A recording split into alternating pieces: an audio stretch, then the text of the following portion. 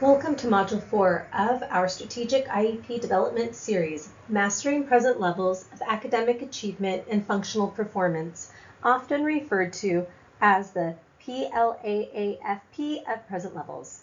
My name is Amanda Ramirez O'Grady. I am a Program Specialist with Butte County SELPA, and I will guide you through the process of developing present levels that are accurate, meaningful, and strategically connected to the rest of the IEP. Present levels are much more than a required section of the document. They are the foundation of the educational plan.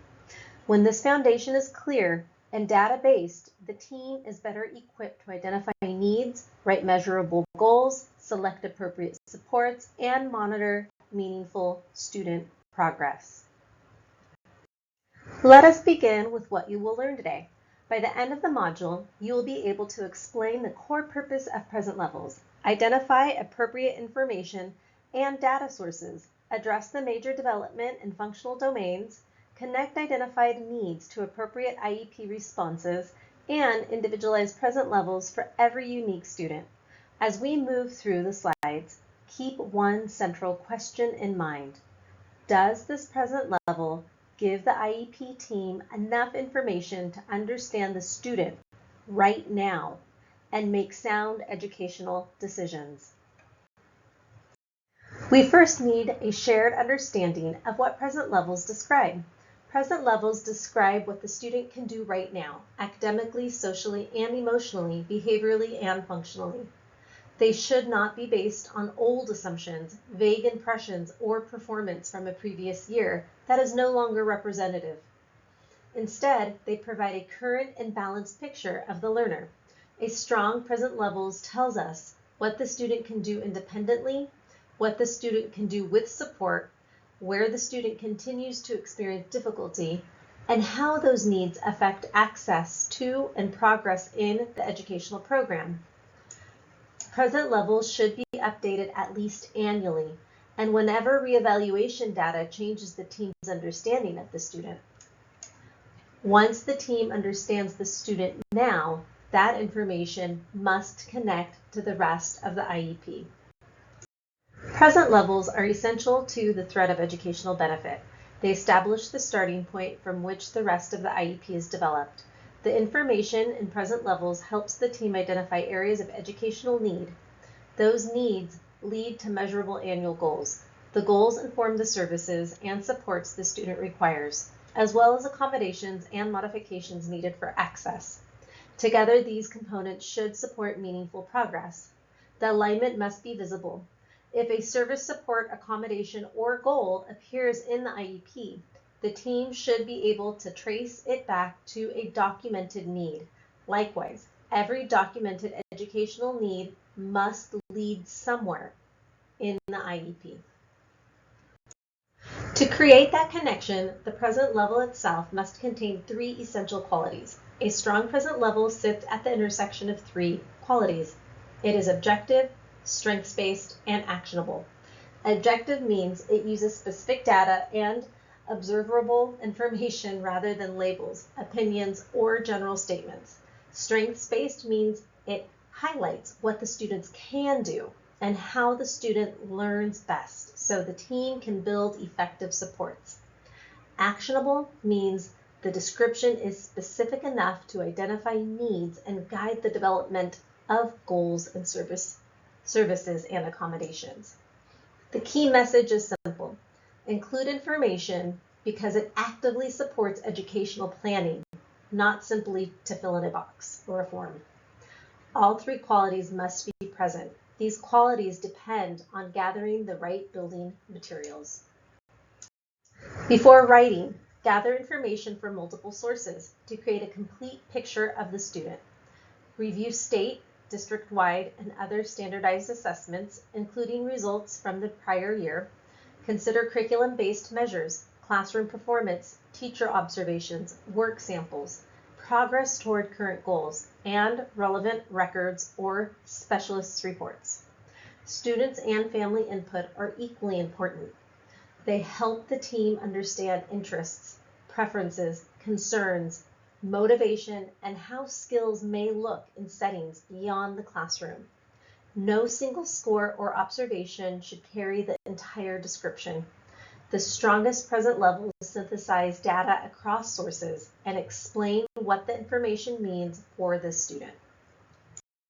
Identifying strengths in family voice provides an essential foundation. Begin by identifying the student's strengths across academic, social, emotional, behavioral, and functional domains. Document how the student learns best and include relevant interests, favorite subjects, activities, or hobbies. These details help the team design supports that are engaging and effective. Parent input should be actively solicited and documented whenever the IEP team meets. Ask families to share concerns about their child's academic, behavioral, social, emotional communication, or functional development. Most importantly, do not record parent concerns solely for compliance. Integrate them into meaningful discussion, planning, and supports. The final present levels should allow the family to recognize their child in the description and see how their input influenced the educational plan. For multilingual learners, current language development data adds another critical layer. For multilingual learners, include the most recent English language proficiency information, both overall and by domain, listening, speaking, reading, and writing. The initial LPAC is administered once to determine a student's English learner status. The summative LPAC is administered annually to monitor progress in English language development. These results should be reviewed and updated in the IEP each year. Do more than lists a score. Explain how the student's current language proficiency affects classroom participation, communication, reading, writing, and access to instruction. This helps the team distinguish language development needs from disability-related needs and ensures that language development information directly informs IEP planning. Pre-academic, academic, and functional skills describe the foundational and grade level skills the student demonstrates in the areas such as reading, writing, and mathematics, classroom participation, early learning readiness, daily routines, and basic communication. For every area, document current performance, demonstrated strengths, specific needs, and the impact on access to the progress in the general education curriculum. Use clear data whenever possible. For example, accuracy, frequency, duration, levels of prompting, grade level comparison, or curriculum-based measurement results. For younger students or students with extensive support needs, include functional skills that are educationally relevant. The purpose is not to list every skill. It is to identify the information the team needs to plan instruction and support participation. Other developmental domains require the same level of clarity and specificity. When a student has communication needs, the speech-language pathologist should help describe relevant strengths, needs, in areas such as articulation, voice, fluency, and receptive and expressive language. When gross or fine motor needs are present, the occupational therapist and/or physical therapist should contribute current data about motor skills and explain how those skills affect school-based access and participation. Specialists contribute critical information, but present levels remain a team product. The team should translate specialist findings into clear educational language. What the student does now, what support is needed, and how the need affects participation, independence, or progress. The same objective, collaborative approach applies to social, emotional, and behavioral health. Social, emotional, and behavioral present levels should be balanced, observable, and objective. Include the student's social strengths and relationships, emotional functioning and behavioral patterns, engagement and participation, and the impact on learning and relationships. Use observable descriptions and data rather than judgment-based labels. For example, describe what occurs, how often, under what conditions, and how the behavior affects instruction or participation. Avoid words such as unmotivated, defiant, or lazy, unless the underlying behavior is clearly defined. Teachers and caregivers provide important context. A school psychologist, mental health provider, or behavior specialist can also be a valuable partner in summarizing patterns, identifying strengths, and clarifying educational impact.